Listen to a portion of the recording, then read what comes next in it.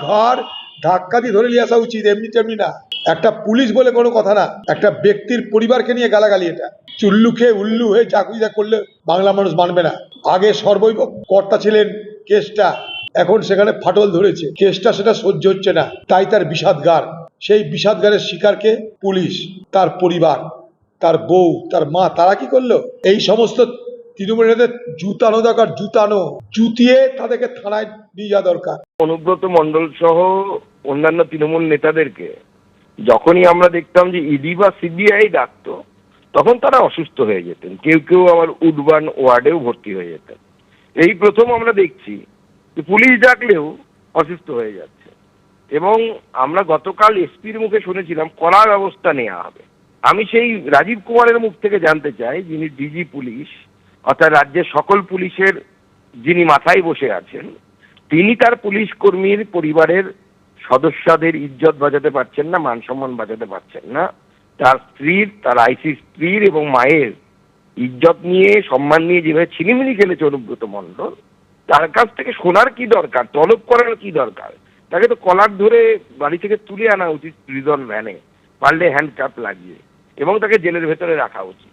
আইসিকে কদর্য ভাষায় হুমকি, একেবারে বিপাকে এবার কেষ্ট।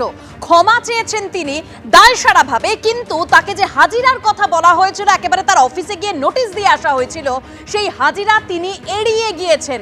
পুলিশের তলব সত্ত্বেও হাজিরা দিলেন না অনুব্রত মণ্ডল। অসুস্থতার কথা বলে হাজিরা এড়িয়ে গিয়েছেন কেষ্ট, এরকমই সূত্রের খবর।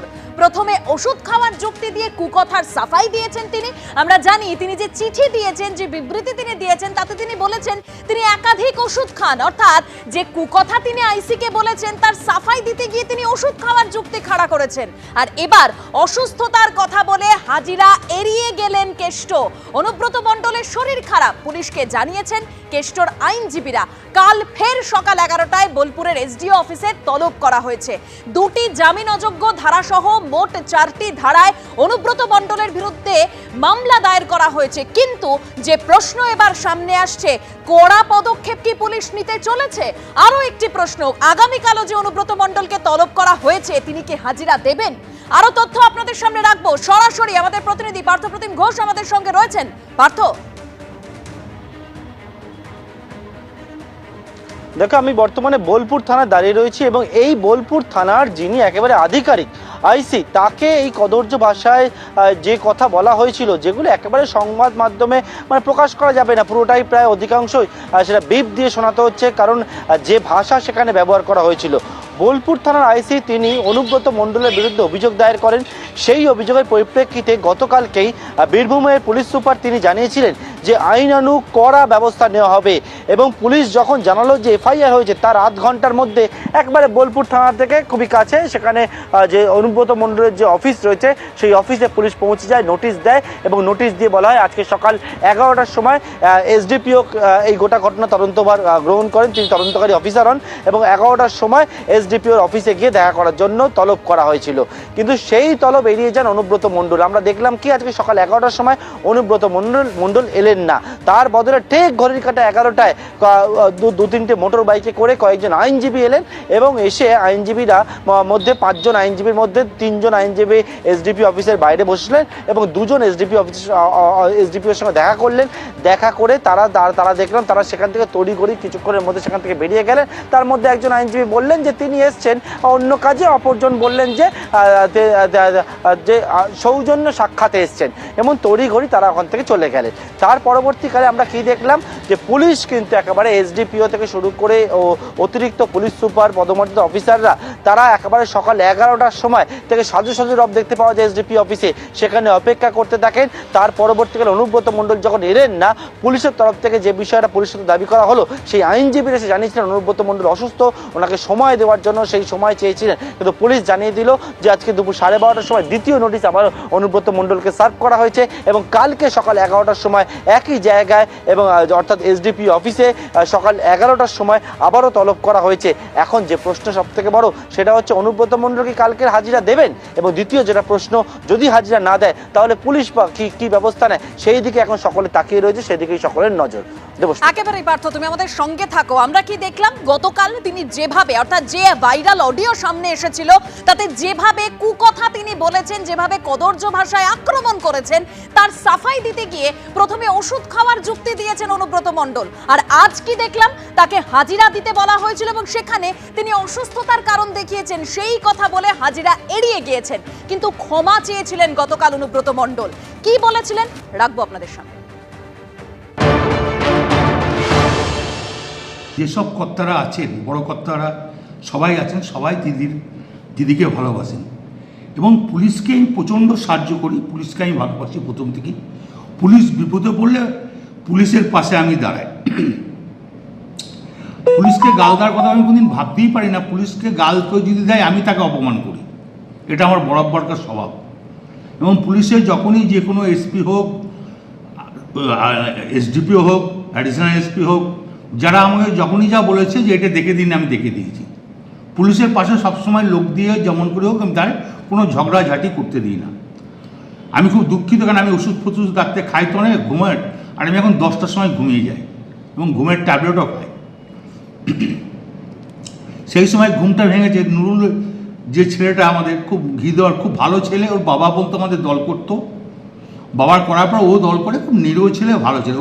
ওকে যখনই শুনি যে মেরে পা হাত ভেঙে দিয়েছে আমার মনটা খুব খারাপ। তা আমি আইসিকে আমিও বলেছি, চাঁদুও ফোন করে বলেছে যে আপনি তাড়াতাড়ি জানকে অন্তত ছেলেটাকে আসে হসপিটালাইজ করুন। তো উনি আমাকে একটা অন্য ধরনের কথা বলেছে, সেটা আমি আর বলতে রাজি নয়। তখন আমি নিজের রাগ সামালতে পারি না, এটা স্বাভাবিক আমি বলেছি। এর জন্য আমি দুঃখিত, আমি ক্ষমা প্রার্থী। যদি এটা যদি স্বাভাবিক আমার মুখ থেকে এই কথাটা বেরোনো উচিত নয়, তার জন্য আমি দুঃখিত এবং ক্ষমা প্রার্থী। আপনারা শুনলেন অনুব্রত মণ্ডল বলছেন তিনি একাধিক ওষুধ খান, তিনি নিজের রাগ সামলাতে পারেননি, তাই ওরকম ভাবে বলে ফেলেছেন, তিনি দুঃখিত এবং ক্ষমা প্রার্থী। কিন্তু কেন তাকে এই ক্ষমাটা চাইতে হলো? যে অডিও ভাইরাল হয়েছে যেখানে আইসিকে একেবারে কদর্য ভাষায় হুমকি দিচ্ছেন অনুব্রত মণ্ডল, শুনুন। হ্যালো, হ্যাঁ বলুন। তোর পশু ডেপুটেশন দিয়ে তোর বাংলো পর্যন্ত যাব, তোকে বার করে নিয়ে আসবো। বল বল বল বল বল বল বল বল। হ্যালো, বল।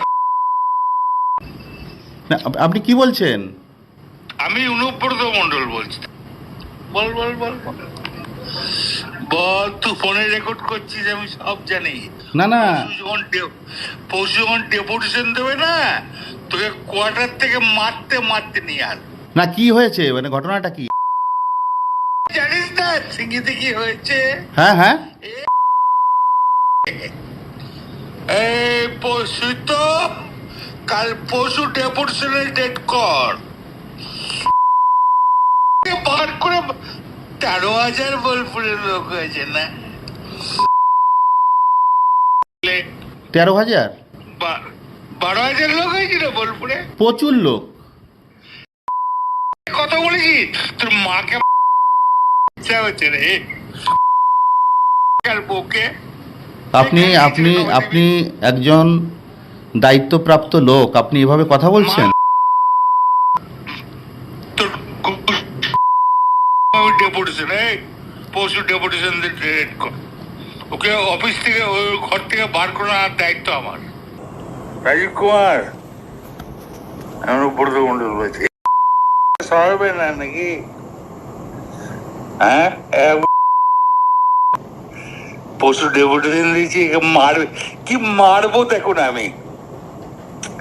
এ আমার 10,000 লোক হয়েছে বোলপুরে,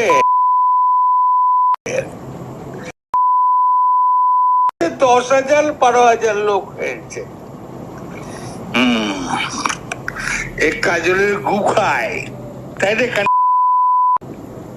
আমাদের ভুল বললাম? আমরা কারোর লোক নই, আপনি ভুল ভাবছেন।